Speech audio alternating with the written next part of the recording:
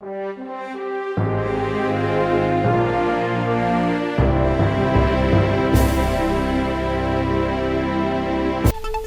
د روهي نیوز قدرمنو کتونکو نن درې نه چې د 1999 کال د مرغومې له درویشتمې سره برابره ده د 2021 کال د جنوري 12مه په مولا روهي نیوز د نن شپې خبري ټولګي ته راګرځبو په سر کې هم د څو مهمو خبرونو سرټکي ولسمشر غني خشرود ولسوالۍ کې د ولسي وګړو پر مرګ ژوبلې خواشینی شو راپورونه تر راتلونکو 3 ورځو به افغانستان کې د امریکایي ځواکونو شمیر 2500 ته راښکته شي ناټو د سولې خبرې د بریا لپاره د تاوتریخوالي په بندیدو ټینګار کړی او د هند په اړه د عمران خان ادعا هندوستان د داعش ملاتړ کوي د روهي نیوز قدرمنو کتونکو ستړي مشئ اوس مو هم پام راګرځوو بشپړو خبرونو ته ویان احساس څرګند ولسمشر غني وایي خشرود ولسوالۍ کې د ولسي وګړو پر مرګ ژوبلې خواشینی شوم افغان ولسمشر محمد اشرف غني د نیمروز ولایت په خشرود ولسوالۍ کې د ولسي وګړو پر مرګ ژوبلې خواشیني ښودلې او د قربانیانو کورنیو ته یې تسلیت وړاندې کړی له ارګه په خپره شوې خبرپاڼه کې لیکل شوي دي د نیمروز ولایت په خشرود ولسوالۍ کې د هوایي برید په پایله کې زموږ د هیوادوالو د شهادت او ټیپه کېدو د خبر په اورېدو سخت خواشینی شوم د شهیدانو درنو کورنیو ته د جمیل صبر ټپیانو ته د بشپړې روغتیا او شهیدانو ته د فردوس جنت دعا کوم ولسمشر وړاندې زیاته کړې د نیمروز ولایت مسؤلینو ته په ټینګار لارښوونه کوم چې ژر تر ژره د شهیدانو کورنیو ته رسیدګي او د ټپیانو اساسي درملنه وکړي امنیتي او دفاعي ارګانونه دي د دغه هوایي برید په اړه د هر اړخیزې څېړنې او موندنې د جمهوریت ریاست عالي مقام سره شریکې کړي تېرې شنبې پر شپې افغان ځواکونو د نیمروز ولایت په خشرود ولسوالۍ کې هوایي بمبار وکړ چې له امله یې د یوې کورنۍ 18 کسان وژل شوي او 3 نور ټپیان شوي دي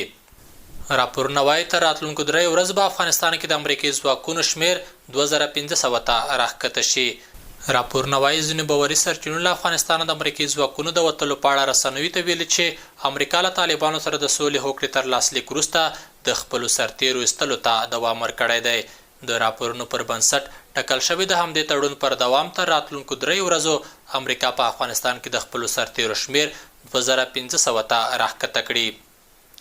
اخوا له افغانستانه د امریکایي ځواکونو د ایستلو د پریکړې په غبرګون کې امریکا د سنا ځینې غړي وایي چې د ټرمپ حکومت د کنګرس د نوي قانون پر خلاف افغانستان کې د سرتیرو کمولو ته ادامه ورکړې ده د یادونې وړ ده چې د امریکا کنګرس له افغانستان هغه وخت پټاګو ته د سرتیرو د ایستو واک ورکړی و چې په وینا یې دوی د افغانستان امنیت خلابهونکی واوسي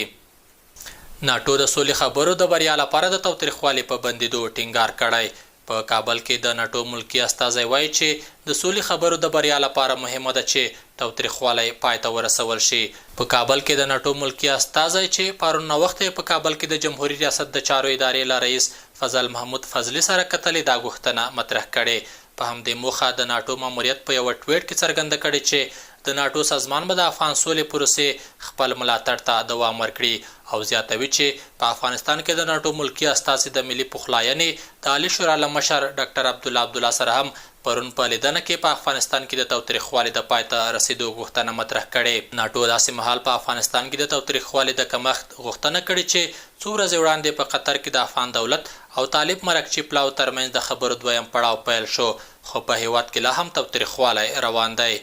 د روهي نیوز قدرمنو کتونکو اوس هم پام راګرځوو بهرنیو خبرونو ته د هند په اړه د عمران خان ادعا هندوستان د داعش ډلې ملاتړ کوي د پاکستان لومړی وزیر عمران خان وایي چې د هندوستان حکومت له داعش ډلې ملاتړ کوي نوموړي دا څرګندونې کوټه کې د یو شمېر وژل شوي هزاراګانو د وژل کېدو په پیښه کې کړي دي عمران خان د هندوستان او پاکستان ترمنځ د خبرو په اړه ویلي دي چې ترڅو هندوستان پر کشمیر ولکه ختمه کړې نه وي نو دغه دوه هیوادونو ترمنځ خبرې نه کیږي د پاکستان لومړي وزیر په دغه هیواد کې د مولانا فضل الرحمن په مشرۍ د پاکستان د دیموکراسۍ غورځنګ په اړه ویلي دي چې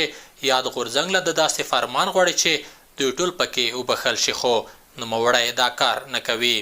په امریکا کې د جو بایډن د لوړې مراسمو سره هم مهاله د سختو وسلوالو اعتراضونو خبرداری ورکړل شوی د امریکا د اف بی آی ادارې د منتخب ولسمشر جو بایډن د لوړ مراسمو سره هم مهاله په دې هیواد کې د سختو وسلوالو اعتراضونو د احتمال په اړه خبرداری ورکړی پرون په یوه بیان کې چې رسنیو ترلاسه کړی د امریکا فدرال ادارې خبرداری ورکړی چې د امریکا په ټولو 50 ایالتونو کې د ایالتي کنګرسونو په واشنګټن کې د کنګرس پر ودانیو د وسلوالو اعتراضونو پلانونه جوړ شوي دي.